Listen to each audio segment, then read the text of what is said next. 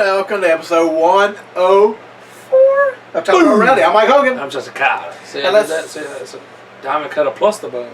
I see that, plus the boom. And let's start with Does the he list. say boom or does he say boo? Who? Your boy, the one you were Won just the doing. game? Is it boo? Boom? With an M? We gotta look this up. But anyway, Ooh. right here, part 4 on 104. Boo! It could be boo. 104, part 4. Yes, the list. That does not miss. We have the top 15. I'll let you do it. Okay, top 15 predictions of what WWE will look like in 2020. 2020. Number 2 this week, we're getting on down to the nitty gritty on this one. We're going to think of something else. Number 2, The Shield will have main evented at a WrestleMania. Seth Rollins is the showman, Dean Ambrose is insane, and Roman Reigns can draw money. He can draw? Oh, money. Draw. Yeah, really, he's back in the back drawing money. Drawing dollar bill, dollar bill. That's it. Dollar bill, y'all. They will showcase all of these abilities in a WrestleMania triple threat main event. Think about the history between these three guys and how it could play out over the course of a few months of storylines. Chances are the former Shield members will all be in the main event picture, and it would make perfect sense to have them all fight for the WWE Heavyweight Championship. Well, it makes perfect sense. That means WWE Won't do it, right. The match would probably consist of Reigns being double teamed and knocked out of the match early, followed by a great because they always had to have him out. Maybe he gets winded very easily. So he does. Get him out of the match. Followed by a great exchange. I know what's going to do when he fakes on John Cena, man. Right. Followed by Ambrose and Rollins having a great exchange, and the match would finish in a Mexican. Why is it got to be Mexican?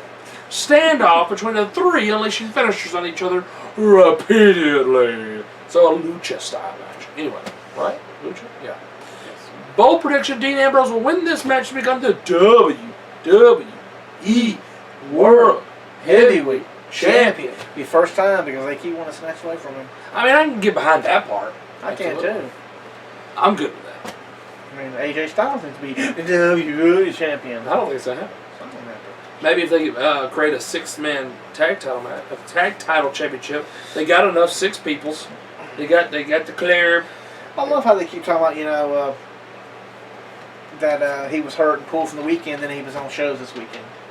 Really? Yeah, stories coming out that Well, I heard he was they supposed to be pulled hurt. AJ because he's hurt, and then they had 2 live updates, and he was both on both shows. But he did post on Twitter that he was sorry he couldn't be at something. Maybe it was last weekend. It was last weekend, yes. But they said this weekend was the same thing. I don't understand that. But they got enough 6-man tag teams. They got the Wyatt family. You just take one of them out because Braun Strowman don't want to be in there. Mm-hmm. You got the Claire if they stay together. You got the Usos and Reigns if they stay together, or the Shield, which I don't think they're going to come out together for a long time. You got the Jobber Peoples, Job Squad. What's it called? Social outcast, Them minus Adam people. Rose. Minus Adam Rose, who will never come back.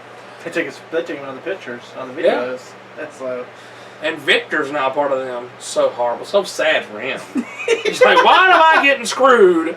And dadgummit, I didn't do anything wrong. Yes, I know. My partner's an idiot, and I get screwed over. How about that?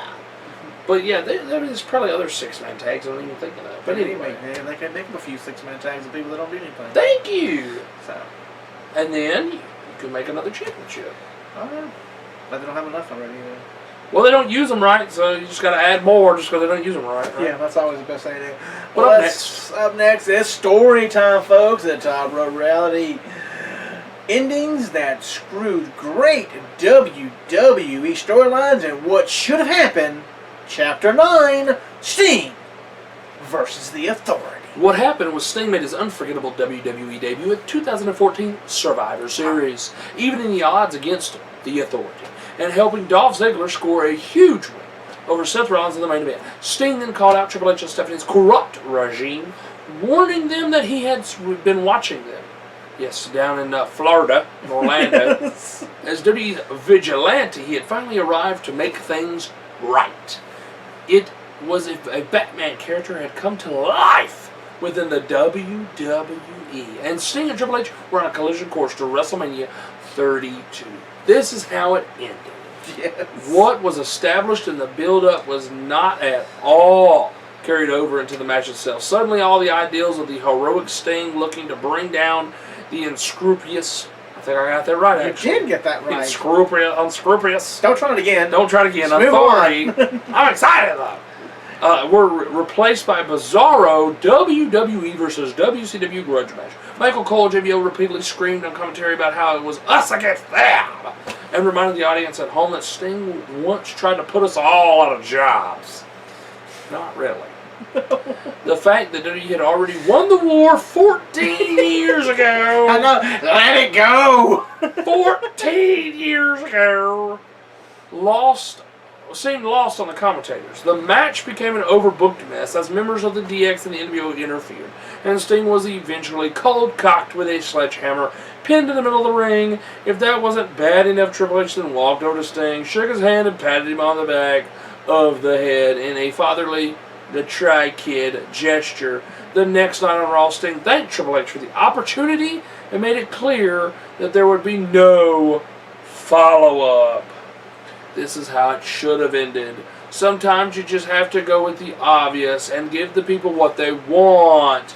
Sting should have pinned Triple H in the middle of the ring for the definitive feel-good WrestleMania moment. Yes. There have been many wrestling personalities, including Steve Austin, Scott Hall, Hulk Hogan, Jake Roberts, Roddy Piper, Jim Cornette, and countless others who all expressed their dismay at Sting losing in what may be his one and only Mania appearance. This one just made no sense. We talked about that for weeks after the...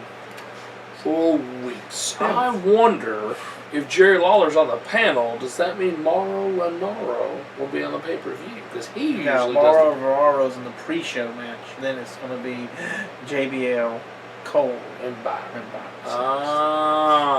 It'd be Mario Ranallo and Brian Burns. He gets to play double duty. He does. He just keeps his seat. So stupid. Yes, it I is. hope he gets paid double duty for doing Raw and SmackDown every week. He should, but they probably fired him for so long. Probably. He's a great commentator. He is. Really turned it to his own for being a wrestler. He was a wrestler at one time. Really so kept you got to cut the mustard where it matters. Now up next is the 13 biggest matches W should have booked in the 80s but did not. Hulk Hogan versus the American Dream, Dusty Rhodes. This is the 6th of 13. This is a dream match from an earlier generation that many fans of today's WWE may not recognize as being a colossal encounter in the minds of older fans.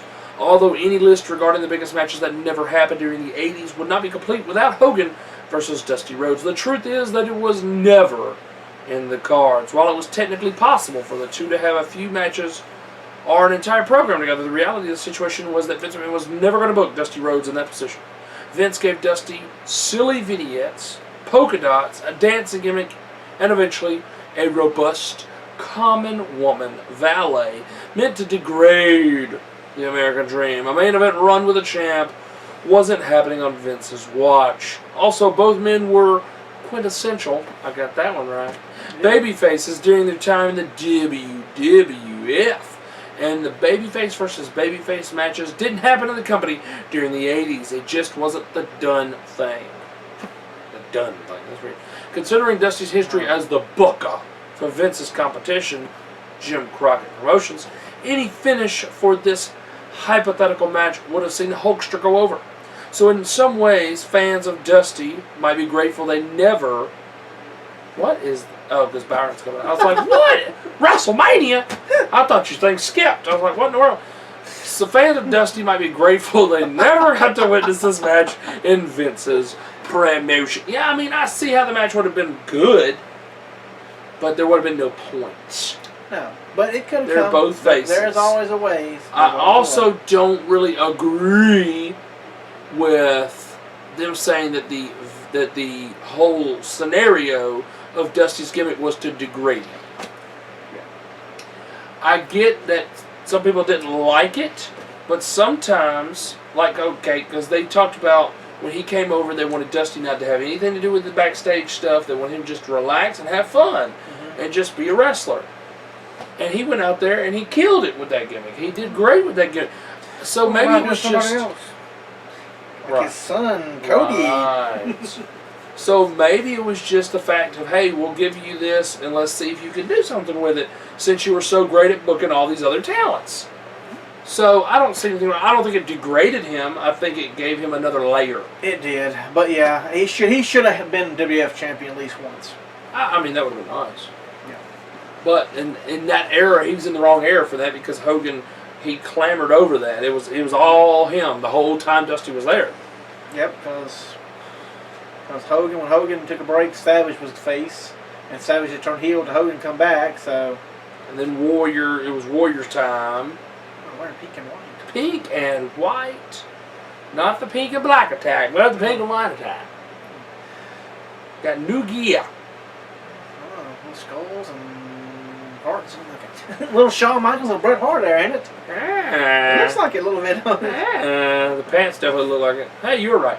I'm always right. Oh, we'll debate that one on another episode. Next week. Yeah, next week, folks. That's it for this week, part 4 of episode 104. But next week, Ringside News. Extreme Rules results. What happens? On pay-per-view review, we continue the ECW years on 1998 on the pay-per-view review. That should have been taken out. It should have been, because it said pay-per-view review choice. It did, didn't it? But I went with it. You did go with it. We'll do the NBA, took my TNA, cue. and 5 Special X Division champions in the tournament. Round 1 begins. 15 biggest matches that you should have booked in the 90s and didn't. Plus a lot more like story time. Correct? Story time, yes. Story time. I think we're getting to the end of the book on story time, though. Ah, it's probably 10 chapters, right? Maybe 12? 10 chapters. 10 or 12? Yes. And then, wasn't there another thing? The last thing on the thing up here? Scroll up. Scroll up. Scroll up. I was going to scroll the whole thing. Yeah, scroll. Yeah, we're getting close. Yep. We got to do the last one. On the 2020, yes. The 2020-15 predictions. We got the final one next week, ladies and gentlemen. Wow. That's the final one. Storybook's final one. Wow.